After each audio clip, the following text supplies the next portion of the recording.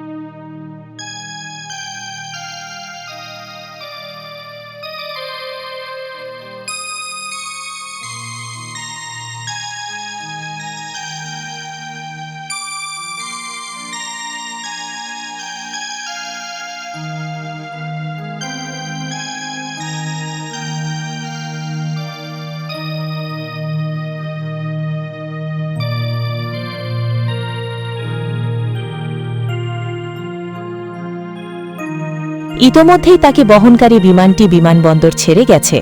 দুপুর 1:40 এয়ার অ্যাম্বুলেন্সে ওঠানো হয় হাদিকে। সিঙ্গাপুরের উদ্দেশ্যে উড্ডয়ন করে দুপুর 1:50। ওসমান হাদির সঙ্গে তার দুই ভাইও সিঙ্গাপুর যাচ্ছেন।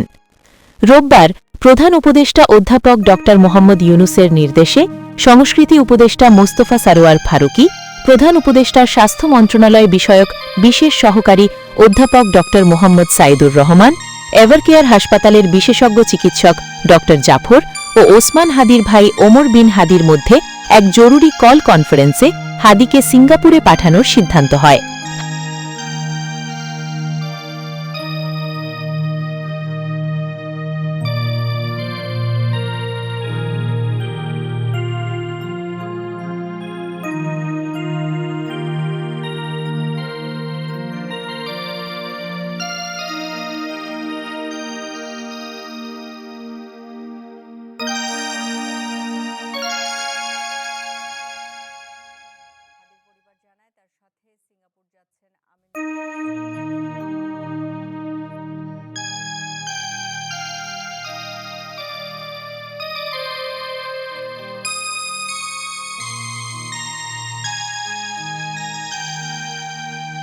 তার ভাইরা যাচ্ছে। তারপরে আমরা সার্বক্ষণিক যোগাযোগ রাখছি। আমরা আমাদের টিম যারা আছেন তাদের সাথে যোগাযোগ রাখছি। যদি কোনো ধরনের কোনো ক্রাইসিস ডেভেলপ করে তাহলে আমরা আসলে যে কোনোটা ম্যানেজ করার জন্য প্রস্তুত আছে বলে মনে করি। এবং তার যে চিকিৎসার ব্যয়ভার আমরা সরকারের বিভিন্ন মহল থেকে আমরা স্বাস্থ্য উপদেষ্টা সাইদুর রহমান স্যারের সাথে কথা বলেছি এবং তিনি জানিয়েছেন যে এই পুরোটা ব্যয়ভার সরকার বহন করবে এবং এখন থেকে তার পুরো চিকিৎসা প্রসিডিউরটা পুরোটা ব্যয়ভারই সরকার বহন করবে। এবং এভারকেয়ারে যে খরচ হয়েছে বিভিন্ন পক্ষ তাকে সহযোগিতা করেছে এবং সরকারের পক্ষ থেকে জানানো হয়েছে যে সেই ব্যয়ভারটাও তারা যেসব পক্ষ তাকে ফাইন্যান্স করেছে তাদেরকে তারা ফেরত দিবে বলে আমরা আশ্বাস পেয়েছি।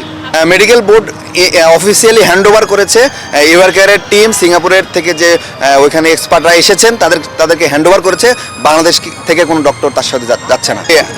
মেডিকেল টার্ম বাদ দিয়ে যদি আমি সাধারণভাবে বলি তার অবস্থা ক্রিটিক্যাল বাট স্ট্যাটিক, ডিটোরিয়েট করে নাই, খারাপ হয় নাই, ভালোর দিকেও যায় নাই। প্রথম যেদিন আমরা তাকে রিসিভ করেছিলাম যে অবস্থায় ছিল এই অবস্থায় আছে। হাদিকে সিঙ্গাপুরে উন্নত চিকিৎসার জন্য সোমবার বেলা 11:22 এয়ার অ্যাম্বুলেন্সটি বিমানবন্দরে অবতরণ করে। ডেস্ক রিপোর্ট, বাংলার গেজেট।